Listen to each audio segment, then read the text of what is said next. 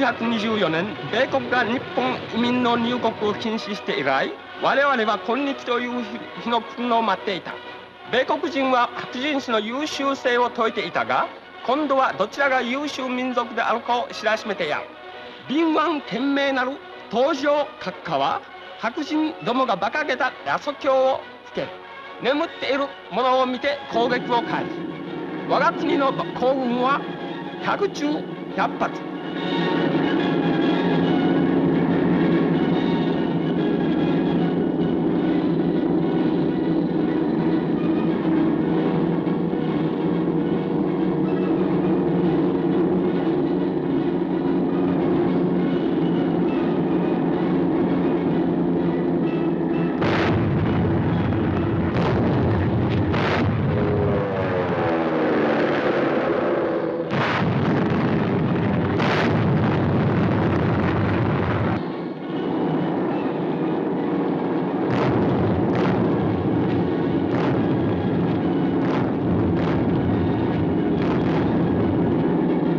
大成功裏についに日本帝国頭取天皇の上に光栄を輝く。米国戦闘艦アリゾナ、オクラホマ、ペンシルベニア、メリーランド、ウェストバージニア、カリフォルニアなどはついに海底の木図と起用。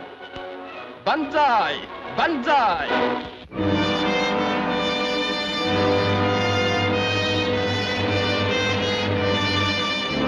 December 7th, 1941, a date which will live in infamy.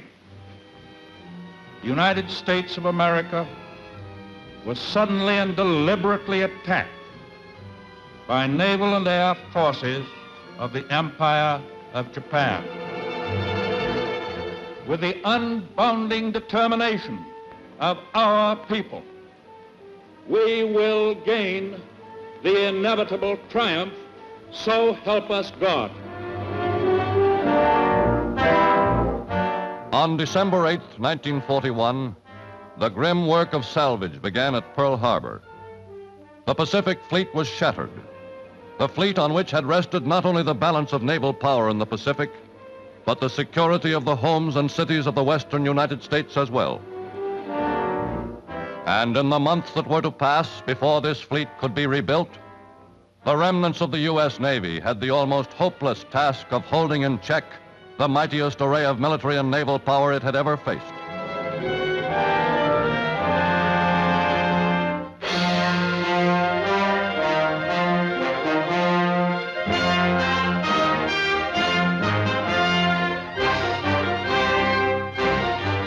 Prime Minister Hideki Tojo and his war cabinet had assumed the task of eliminating the United States as a factor in the European war by involving it in a desperate struggle in the Pacific. For the first time, the incredible plan of the Axis coalition was clear. To gain immediate control of the Pacific, we knew we must first destroy the American fleet at Pearl Harbor by a surprise attack. Then Guam and Wake would fall easily into our hands. Driving down from Formosa, we would seize the Philippines. From Indochina, we would knock out Singapore. This would leave the Netherlands, East Indies, New Guinea, and Australia helpless before the conquering armies of our sublime emperor. The last obstacle to our final drive would be removed. From Burma, we would overrun all India. Then, striking eastward through Midway, Pearl Harbor, and the Aleutians, we would complete the great pincer movement against the United States. whose forces by then would be hopelessly divided between the Atlantic and Pacific. At Berchtesgaden, Tojo's Axis partners were counting on America's entry into the war to slow up the ever-growing flood of Lend-Lease aid to Britain and Russia. With the United States fighting for survival in the Pacific, our Führer foresaw an end to American imperialism in Europe and North Africa, where he was planning to win the war swiftly by a series of brilliant strokes. After conquering European Russia, the Führer's forces would drive through the Caucasus oil fields into Asia Minor, where Rommel's victorious armies proceeding through Egypt would join them in a push to India in junction with our Japanese allies. With the great heartland of Europe, Asia, and North Africa in his hands, the Führer would be ready for his final goal, conquest of North and South America. But first, the supply lines, the jugular vein of the United Nations, must be choked off. From bases in Norway, our bombers must wipe out the convoy route to Murmansk. In the Mediterranean, our air forces must prevent convoys from getting through to Malta and Egypt. Our great submarine fleet, operating out of bases in conquered France and Norway, was assigned a major share in sweeping the Atlantic clear of Allied convoys. At our impregnable bases, the Führer had built up the greatest submarine fleet in history to dominate the Atlantic and end any Allied hopes of decisive help from America. Operating in massed echelons, they were to prey on shipping along the coasts of North and South America, and they were to disrupt the ocean supply lines to Britain and Russia, thinly guarded for lack of escort ships. With Hitler's plan already close to succeeding, the United States Navy began improvising defenses. Along the vulnerable North American coast, small craft sufficiently seaworthy to leave harbor were bought or commandeered to form a corsair fleet, whose patrol vessels waged a valiant but almost ineffectual battle against the U-boats. Long neglected lighter-than-air craft were found to be one of the most deadly enemies of the U-boat. Navy blimps, though pitifully inadequate in number, proved themselves invaluable in protecting convoys anywhere within 100 miles of the shore.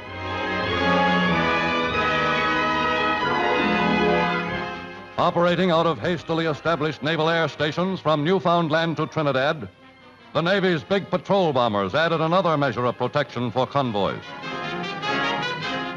Working against great odds, flying and fighting in all weather, learning by experience the secret of coordination with surface craft, the air patrol grew in efficiency.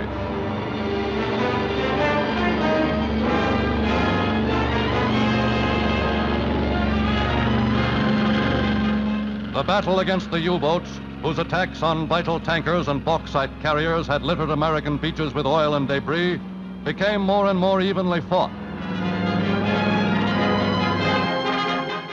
Within a few months, the effectiveness of Nazi submarines approaching the North American coast had been greatly reduced by the vigilance of the Navy's flyers. But only on rare occasions were they able to catch a U-boat on the surface and attack it with positive results.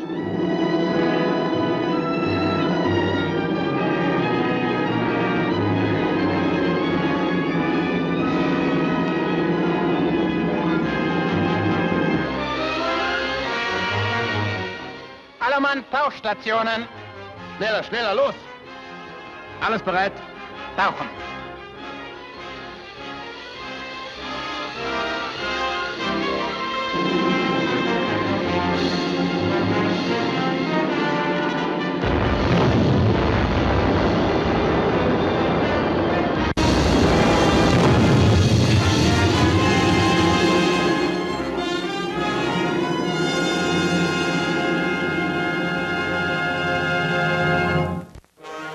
As the wolf packs moved further out to sea, beyond the range of patrol planes, their only danger was from the surface escorts. Sometimes these included large war vessels, but more often they were destroyers or corvettes, always too few in numbers for the work they had to do. For the United States was fighting a 7-ocean war with a 1-ocean navy. Day and night, the U-boats followed the convoys in mid-Atlantic, their crews tracking each change of course made by the convoy as the ships steamed eastward.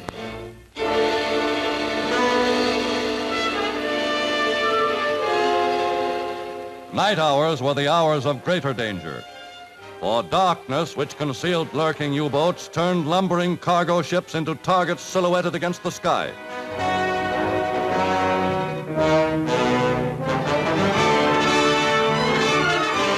Halt euch! Alles bereit?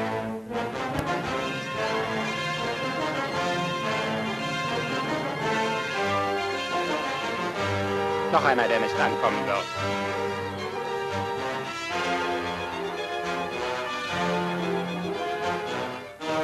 Erstes Torpedo bereit. Feuer!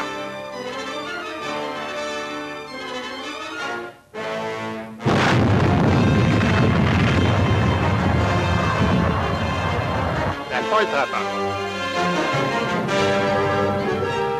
At the rate of hundreds of thousands of tons a month, Allied shipping carrying the wealth and hopes of America was going to the bottom. The toll was to be reckoned at as much as 1 million tons in a single month. Before the men of the U.S. Navy, fighting on grimly and doggedly, using what escort ships they had while waiting for more, were to see at last the tide of battle turning slowly in their favor.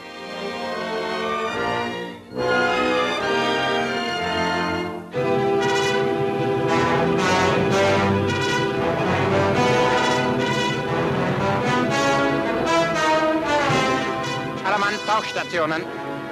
Schneller, schneller, los! Stille, Stille. Macht kein Geräusch.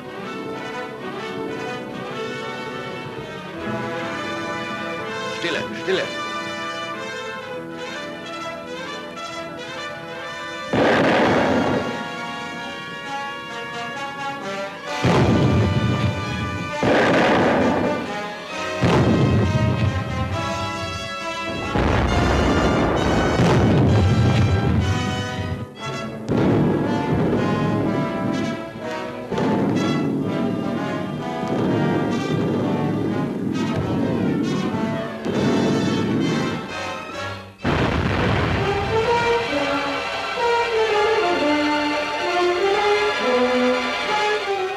The convoy route to Murmansk, past Hitler's bomber bases in Norway, was the most perilous stretch of the Atlantic. Over this route, the Nazi Luftwaffe held pitiless and unbreakable sway. From their bases all along the coast, German long-range bombers lay in wait to spot the convoys and keep them under surveillance until short-range dive bombers could strike. At all costs, the Nazis were determined to stop the flow of Lend-Lease aid to Russia.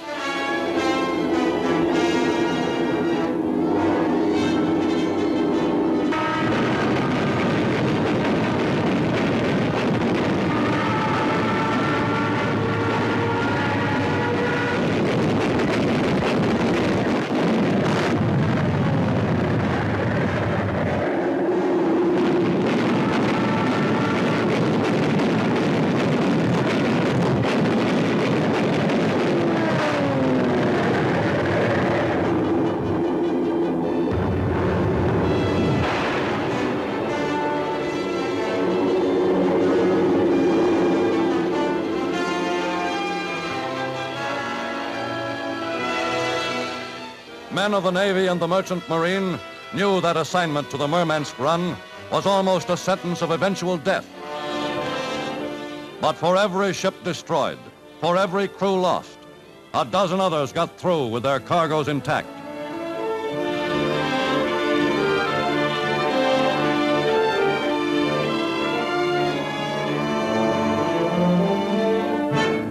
And somehow, during years in which the Mediterranean was an Axis lake, upon which Allied convoys ventured only at certain and terrible cost, the British Navy kept pushing supplies through to Malta. Even hotter than the Barents Sea was the narrow Sicilian Channel, swarming with Axis bombers, torpedo planes, and fighters. Planes!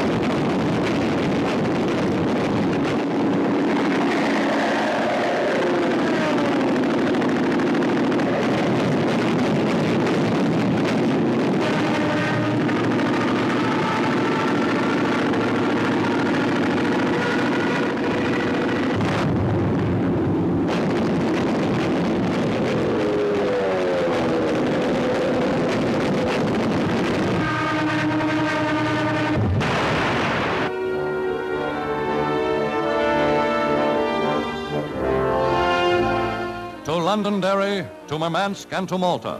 Under a hail of bombs and through the wolf packs, the Atlantic convoys got through.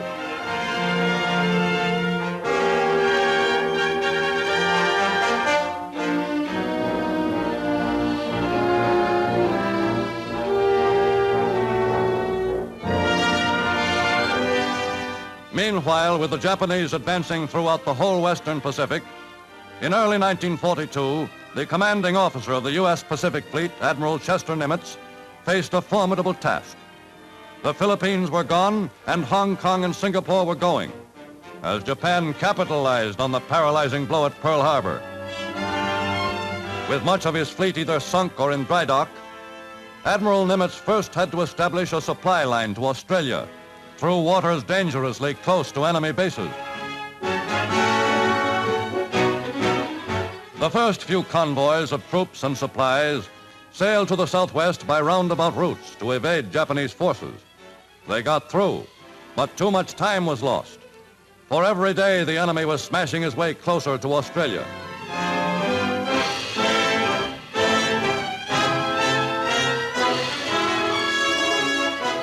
Serious threat to American convoy lanes were the Gilbert and Marshall Islands, bristling with Japanese airfields and naval bases.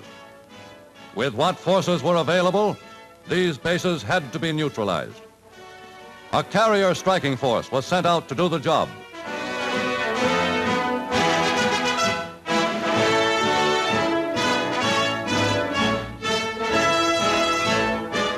This was the first action in which a naval force built up around the carrier had ever entered.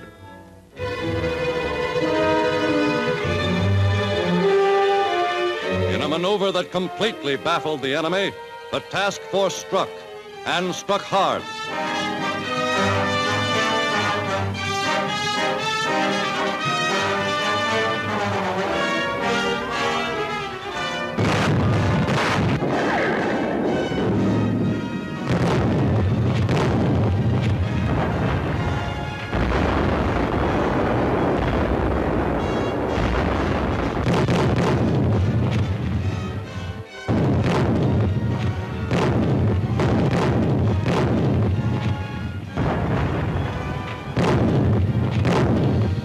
The Japanese were caught flat-footed. Their installations were rendered useless, and the route to Australia was safe for many months to come.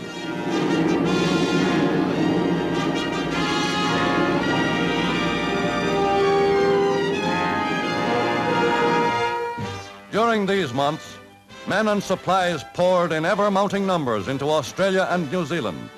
New Caledonia and a score of outlying island bases were thus secured from Japanese seizure.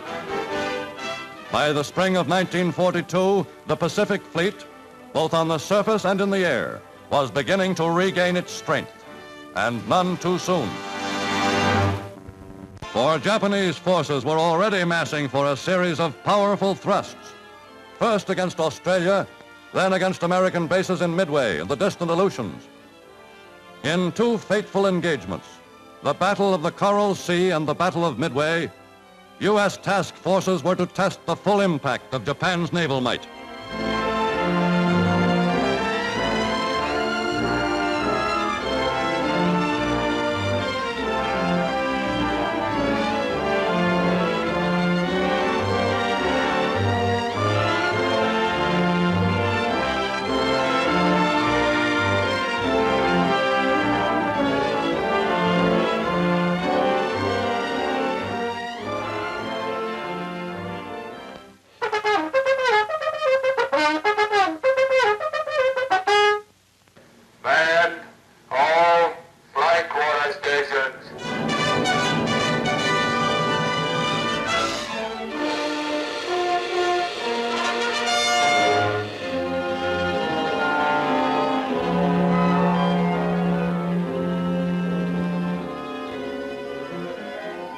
Gentlemen, an enemy carrier has been reported in this vicinity. Our mission will be to attack their bombers as soon as contact is made.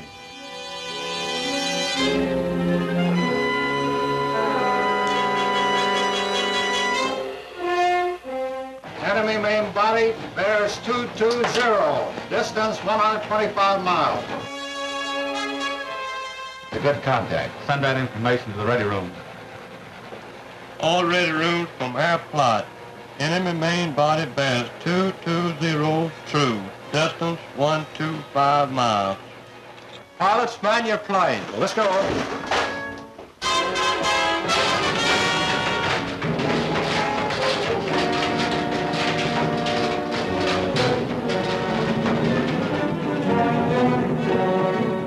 Prepare to start engines.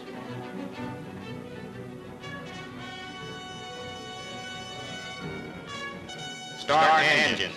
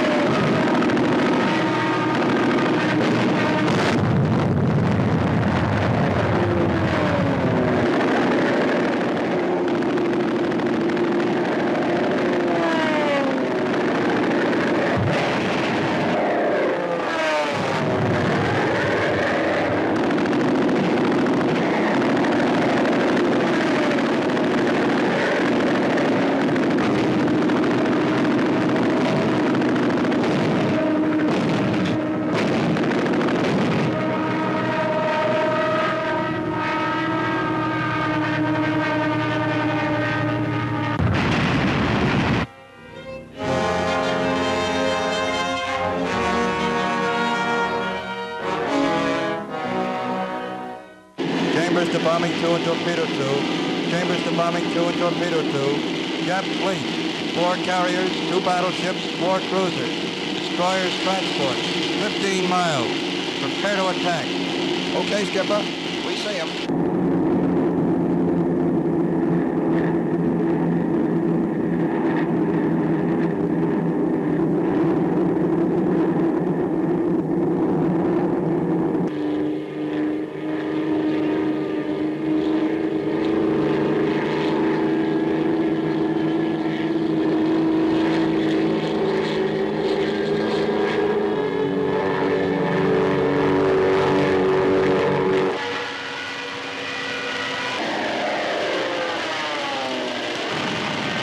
Scratch 1 flat top. Chambers to carriers. Scratch 1 flat top.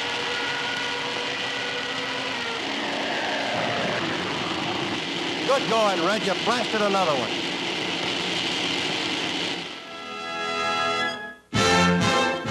Out of these tests, the U.S. Navy emerged with smashing victories. Ranking in importance with the most decisive naval engagements in world history, The Battle of Midway was the worst defeat the Japanese Navy had ever suffered. The Panama Canal and the American cities on the Pacific coast were free from immediate threat. And where Japan had suffered staggering losses in the two engagements, with 2 battleships heavily damaged, 5 aircraft carriers and 3 cruisers sunk, the United States losses of 2 carriers and 177 planes were, by comparison, small. Meanwhile, another U.S. weapon was playing its heroic part in the Pacific. The Navy's underseas fleet, consisting of less than 100 long-range submarines, of which not more than a third could be at sea at one time, was assigned the hard and perilous job of penetrating within the enemy-held areas of the Pacific to disrupt Japan's vital supply lines and destroy its invaluable shipping. For the enemy must be prevented as much as possible from making use of its enormous gains in the Pacific.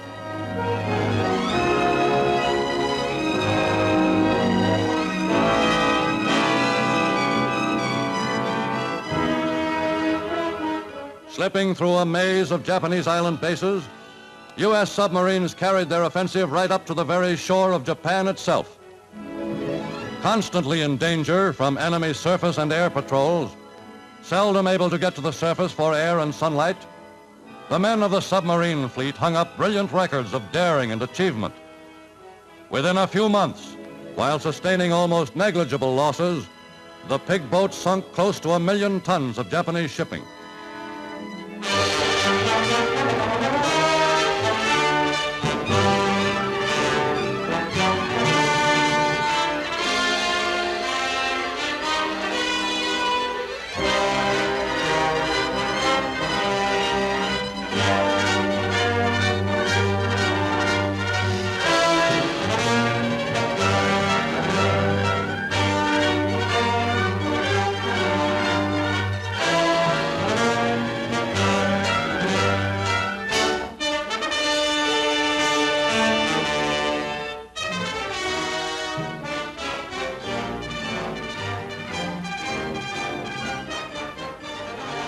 Fire 1.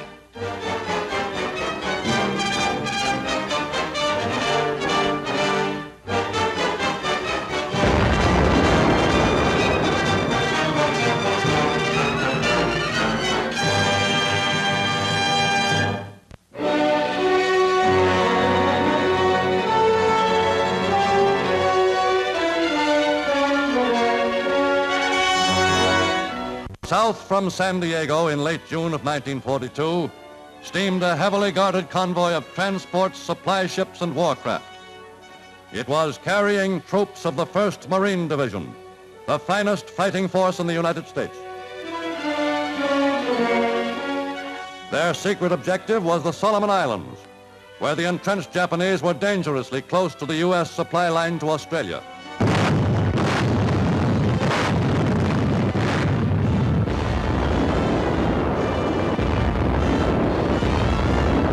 By dawn on August 7th, after preliminary bombardment by the surface vessels, the 1st Marine Battalion swarmed ashore on Guadalcanal and Tulagi.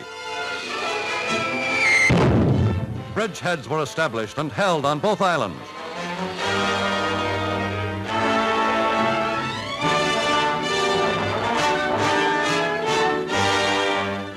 Then began one of the most desperate campaigns in the history of the Marine Corps. For supplies, the U.S. fighting men depended to a great extent on what they had seized from the Japs. Time and again, though heavily outnumbered, they threw back the attacks of picked Japanese troops with terrific losses.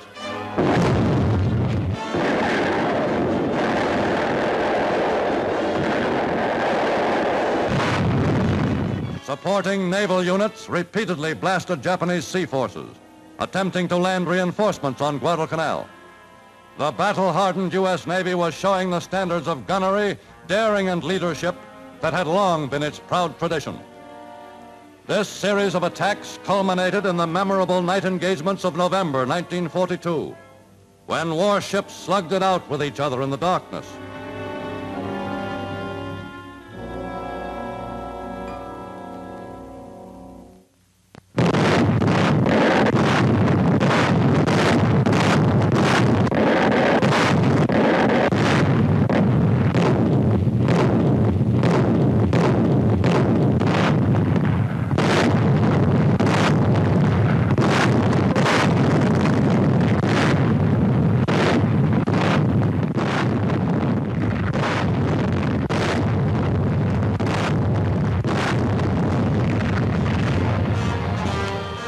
decisive beating given the Japanese, who lost 11 warships and 12 auxiliaries, marked the end of their advance, the beginning of their retreat. And with the enemy checkmated in the Pacific, the United States was ready at last to take up the offensive it had long been planning in another theater. The invasion of North Africa by forces which had to be ferried over as much as 3,000 miles of ocean was to be one of the biggest landing operations in the history of warfare. Upon the U.S. Navy, now rebuilt and expanded to greater strength than ever before, fell the responsibility for transporting in safety hundreds of thousands of men and all their equipment, a task accomplished without the loss of a single life.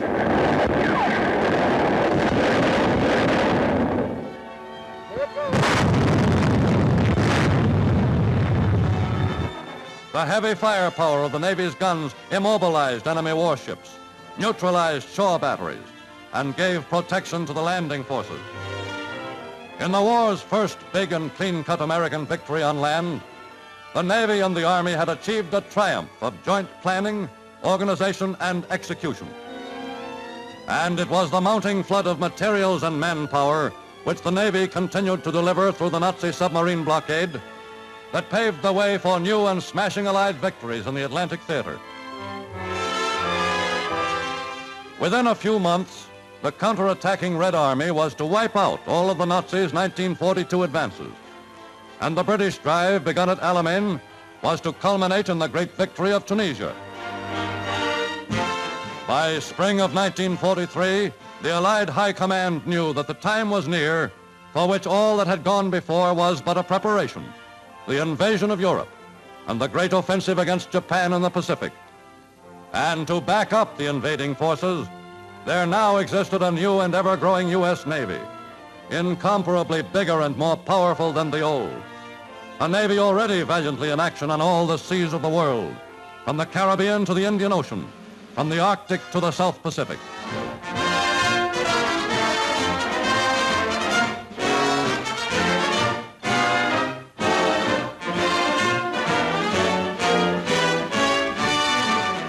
Still coming down the ways of hundreds of American shipyards every day were combat vessels of every type.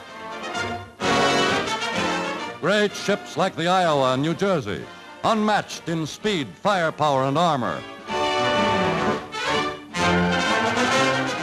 Giant aircraft carriers and fast cruisers.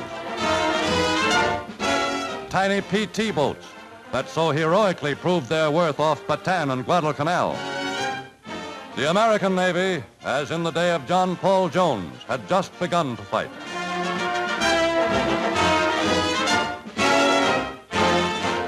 Now at last, there were ships and guns for fighting men who, through hard and crucial months, had to do so much with so little. Not yet is the worldwide battle won that began in the catastrophe of December 1941. But today, the men of the Navy know that theirs is no longer a desperate battle against defeat, but an affirmative battle, confident and determined, a battle for final and inevitable victory.